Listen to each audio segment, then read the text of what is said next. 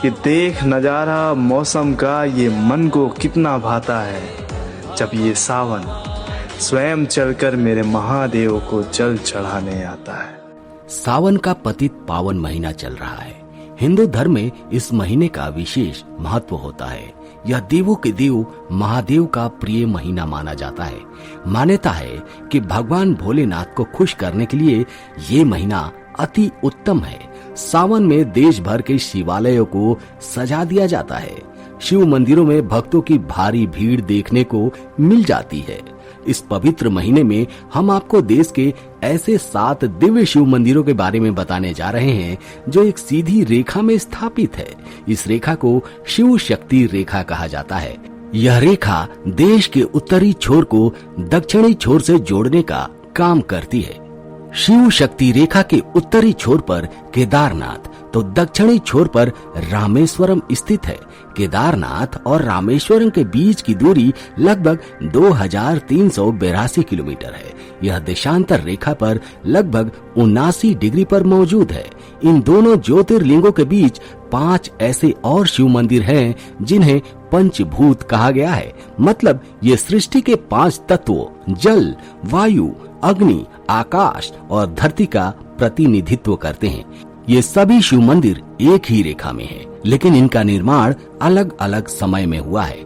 इन 7 शिव मंदिरों का एक ही सीधी रेखा में होना ये कोई संयोग नहीं है, क्योंकि इन मंदिरों का निर्माण लगभग आज से 4000 वर्ष पूर्व में हुआ है। उस समय अक्षांश मापने के कोई साधन उपलब्ध नहीं थे। इसके अलावा इन मंदिरों का निर्माण अलग अलग काल में अलग अलग राजाओं के द्वारा किया गया था। ऐसे में ये कहना बड़ा ही मुश्किल है कि इन मंदिरों की स्थापना किसी विशेष विचार के साथ हुई होगी, लेकिन इसके बाद भी ये सभी मंदिर एक सीधी रेखा में स्थापित हो गए हैं।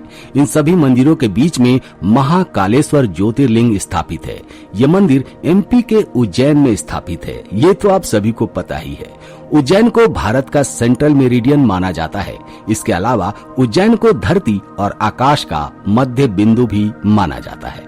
कर्क रेखा यहीं से होकर गुजरती है। आइए अब जानते हैं शिव शक्ति रेखा पर स्थापित 7 मंदिरों के बारे में। पहला मंदिर केदारनाथ। शिव शक्ति रेखा में पहला शिव मंदिर उत्तराखंड के रुद्रप्रयाग जिले का केदारनाथ मंदिर है। इसे आदिर ज्योतिर्लिंग कहा जाता है। नेपाल के पशुपतिनाथ मंदिर को मिलाकर यह ज्योतिर्लिंग पूर्ण हो जाता है। कहा जाता है कि इस मंदिर को महाभारत काल में पांडवों ने बनवाया था और फिर आदि शंकराचार्य ने इसकी पुनर्स्थापना करवाई थी। केदारनाथ देश के 12 ज्योतिर्लिंगों में से एक है। इस मंदिर का कपाट वर्ष के 6 महीने बंद रहता है। दीपावली महापर्व के दूसरे दिन शीत ऋतु में मंदिर के द्वार बंद कर दिए जाते हैं। लेकिन दोस्तों, आश्चर्य की बात यह है कि इन 6 महीने तक मंदिर के अंदर दीपक जलता रहता है।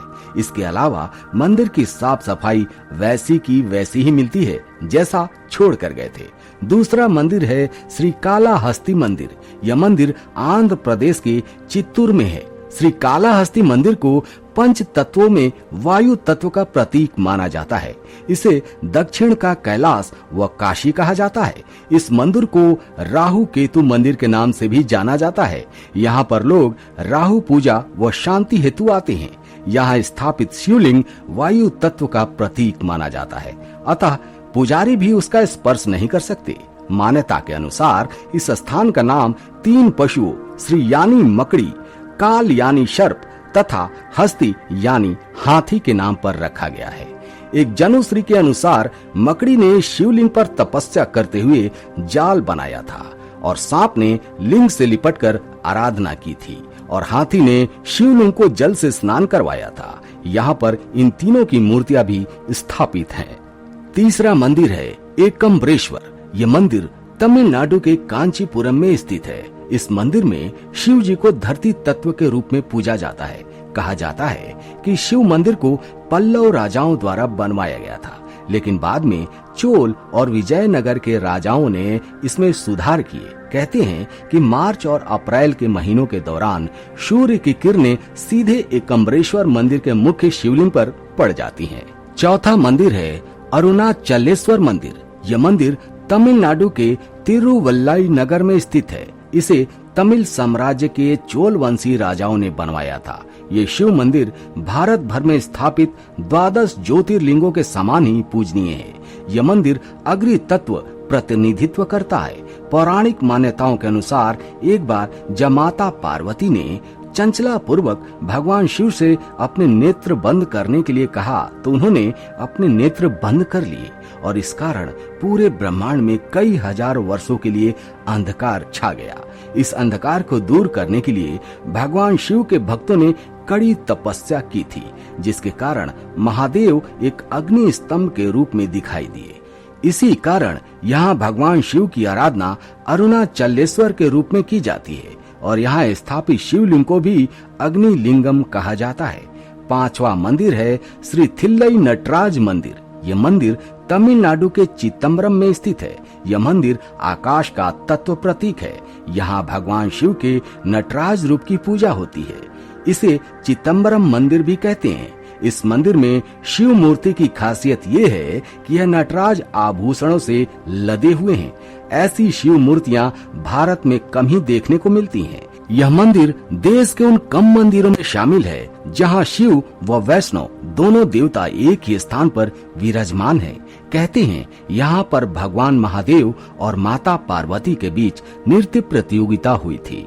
6वां मंदिर है जम्बूकेश्वर मंदिर। यह मंदिर तमिलनाडु के तिरुचिरापल्ली में स्थापित है। यह मंदिर करीब 1800 साल पुराना है।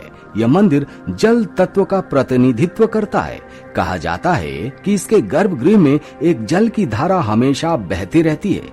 कहा जाता है कि माता पार्वती ने शिव ज्ञान की प्राप्ति के लिए पृथ्वी पर आकर इसी स्थान पर अपने हाथ से शिवलिंग बनाकर तपस्या की थी।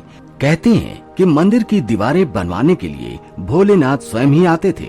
इस मंदिर में माता पार्वती एक शिष्य और महादेव एक गुरु के रूप में मौजूद हैं। इसलिए इस मंदिर में शादी विवाह का आयोजन नहीं किया जाता। 7वां मंदिर है रामेश्वरम। इसके बारे में कौन नहीं जानता। यह मंदिर तमिलनाडु राज्य के रामानाथपुरम जिले में स्थित है। यह 12 ज्योतिर्लिंगों में से एक है।